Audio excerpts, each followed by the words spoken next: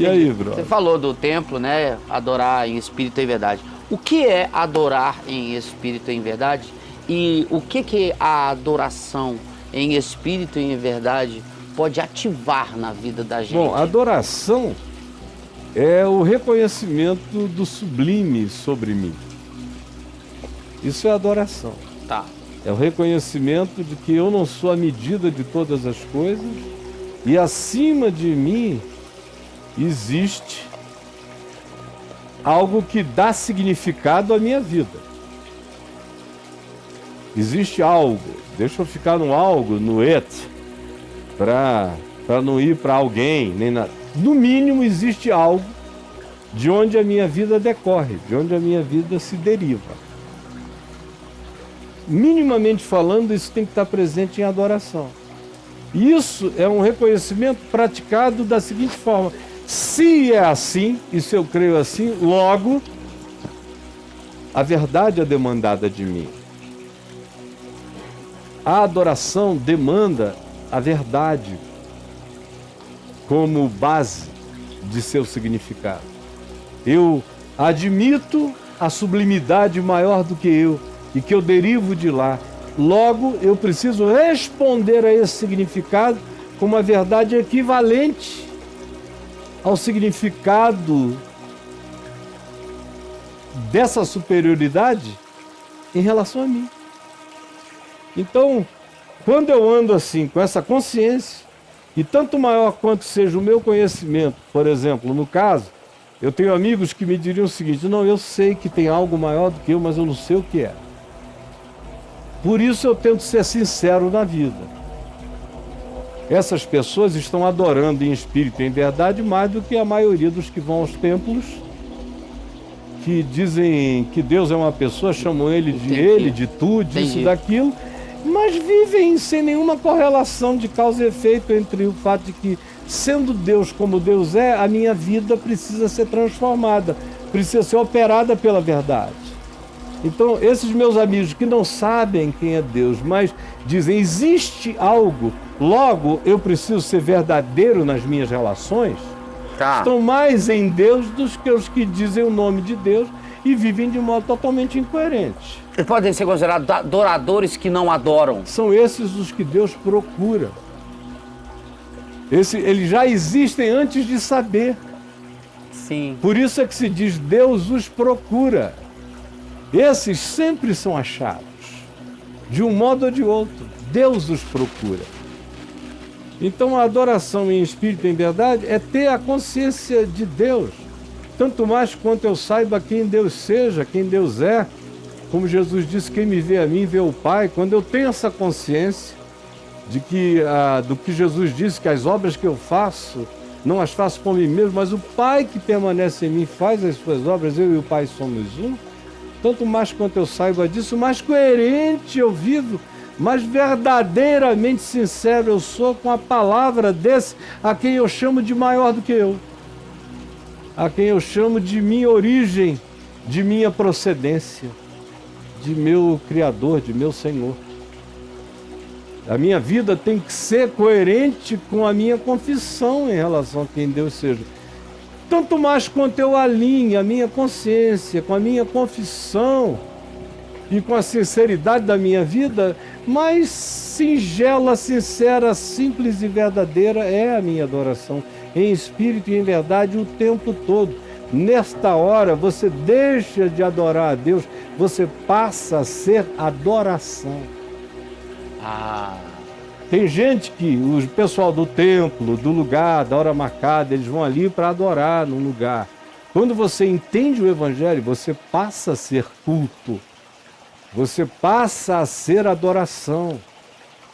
Eu não começo nenhum culto, eu sou o culto, dormindo, acordado. Eu sou um culto. Eu sou uma adoração. O meu sacerdócio é perene, é ininterrupto. E a minha adoração não parará jamais, nem a morte a interromperá, porque aí é que eu entrarei definitivamente no estado de consciência plena. Até onde a consciência possa ser absoluta, a minha será, em estado de adoração. Os seus servos o servirão, E o adorarão é como o Apocalipse termina, colocando a gente nesse estado de eterno para com Deus.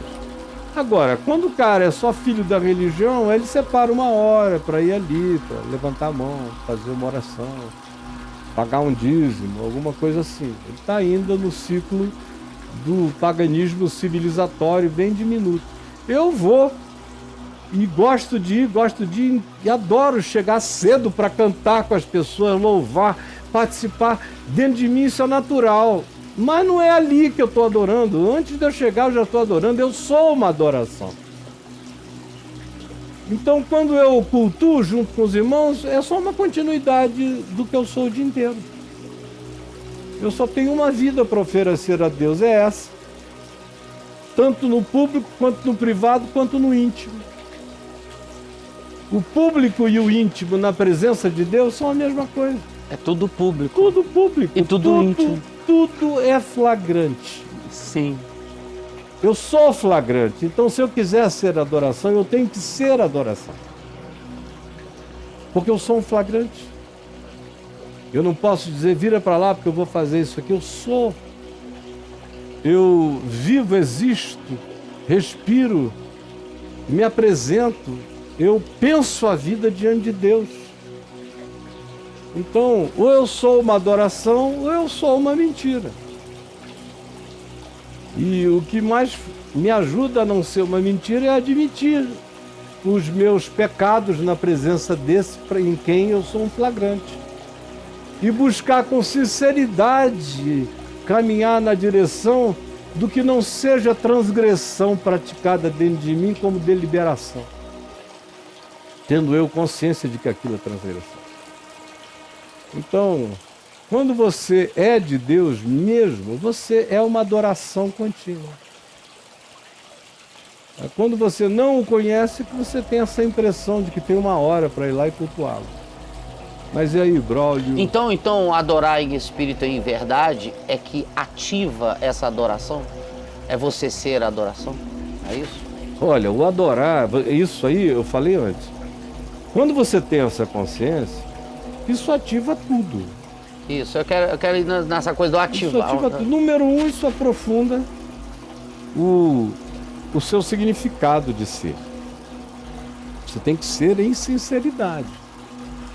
Então, isso já ativa a determinação de você ter uma cara só na vida. Você vai diminuindo os rostos, as caras e as máscaras. Tanto mais quanto você seja adoração, mais você vai unificando a sua face e a sua identidade, a sua pessoa. Eu sou uma adoração diante do Deus que vê. Logo, a minha vida tem que ser vivida com verdade sincera na presença de Deus e dos homens. Tá. Bom, quando eu tomo essa determinação, um monte de coisas são ativadas dentro de mim. Por exemplo, uma vontade praticamente incontrolável de falar a verdade. Se estabelece em mim. Então, ser verdadeiro já não é mais algo que eu tenho que pensar a respeito. Ser verdadeiro começa a ser algo espontâneo, é um fruto natural dessa consciência de adoração a Deus em espírito e em verdade. Ser verdadeiro, ser sincero. Teu caráter vai se tornando um caráter uno, com muito mais pureza de ser na sua humanidade. A sua inteligência se expande, porque você não tem mais águas sagradas para beber. Não tem mais um poço sagrado. Não tem mais uma fonte bendita humana. Eu agora estou livre para beber aonde quer que a vida esteja. Então isso dá uma expandida na minha percepção extraordinária. Além do que, quando eu adoro a Deus em espírito e em verdade, e sei que Ele é o Criador de todas as coisas que existem, eu não tenho mais medo da ciência também. Porque qualquer coisa verdadeira que a ciência descubra faz parte da verdade com a qual eu adoro a Deus. Aí eu aprendo que todo dom perfeito vem do alto. Toda boa dádiva, todo dom perfeito, toda a ciência, toda descoberta, todo conhecimento vem do alto, do Pai das luzes, em quem não pode haver nem mudança nem sombra de variação. Então, adorar a Deus em espírito e em verdade me dilata absurdamente para qualquer que seja a percepção da verdade. Tá. Da ciência à intuição que o amor nos conduz a ter sobre o que é verdade nas relações. É o amor que me diz o que é verdade nas relações. Se eu não adoro a Deus em espírito e em verdade, essa é uma dimensão que vai estar tortuosa em mim. Eu não tenho as referências para aferimento do que é verdade ou não, como também em qualquer outra área da vida. O adorar a Deus em espírito e em verdade me dá coragem, porque me desassombra, porque me torna ateu de tudo que não é Deus, me torna um ateu profundo, ou seja, nada que não seja Deus será divinizado por mim. Isso me dá a capacidade de abrir qualquer coisa, de entrar em qualquer santuário, de abrir qualquer arca da aliança, sem medo de ser queimado. Porque eu adoro a Deus em espírito e em verdade, eu ando em Deus. E não tenho o sagrado como referência, o sagrado o homem faz, o santo é em Deus. E eu ando no santo que é, não no sagrado que o homem faz. Então eu sou um ser desassombrado de tudo e de todas as coisas. Quando eu adoro a Deus em espírito e em verdade, o que acontece é que as minhas intuições se tornam muito mais profundas sobre o futuro, o presente e o passado. Você enxerga melhor o passado quando você adora a Deus em espírito e em verdade hoje. Até a tua leitura do passado fica mais limpa. E você tem compaixão de quem não tem, ninguém tem compaixão. Você se torna crítico acerca de quem ninguém é crítico. Porque você adora a Deus em espírito e em verdade, você sabe que não são os aferimentos externos que dizem quem uma pessoa foi para Deus. Mas isso acontece no âmbito do mistério, como Paulo diz, que só Deus conhece até aquele dia quando os tesouros dos corações e os mistérios dos corações humanos forem abertos na presença de todos por Deus. Quando você adora em espírito e em verdade, você fica livre daquela necessidade de validação externa. Porque a tua validação vem da sua comunhão com o Deus que te procura e que te acha, em quem você vive.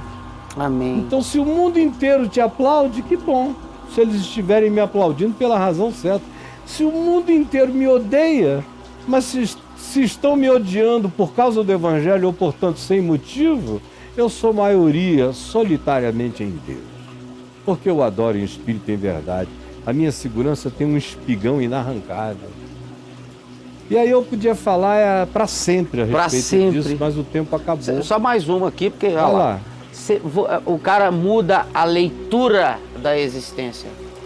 Ele lê diferente a vida. Completamente tudo. Tudo. Anjo vira só anjo. O anjo não tem um lugar assim que o anjo chega, eu me ajoelho, me põe em pé, eu digo, oi, irmão. Tudo bem? Meu conservo. Tá tudo certo aí?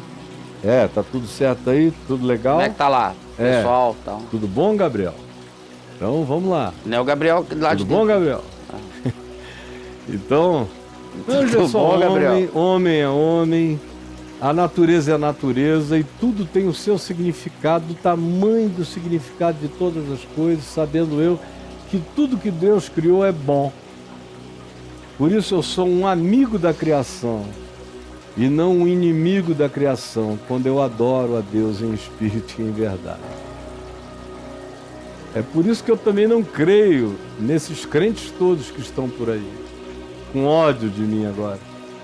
Porque Quem prefere queimar a criação do que preservar a criação não conhece a Deus.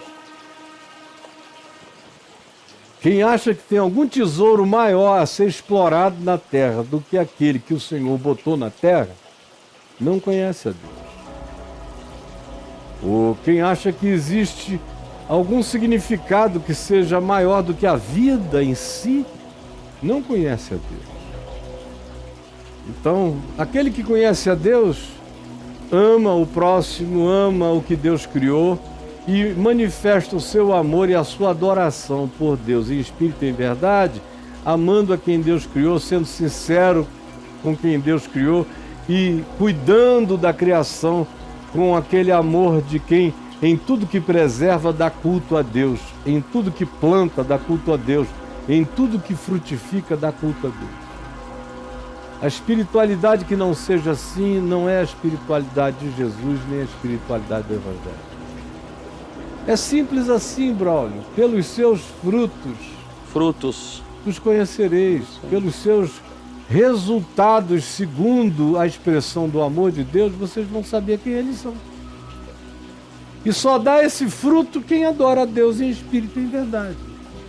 Do contrário, esse fruto pode até ser aprendido como performance por um tempo, mas na privacidade o indivíduo se contradiz e no íntimo ele é uma mentira só. Porque precisa ser verdade no íntimo para ser um fruto perene.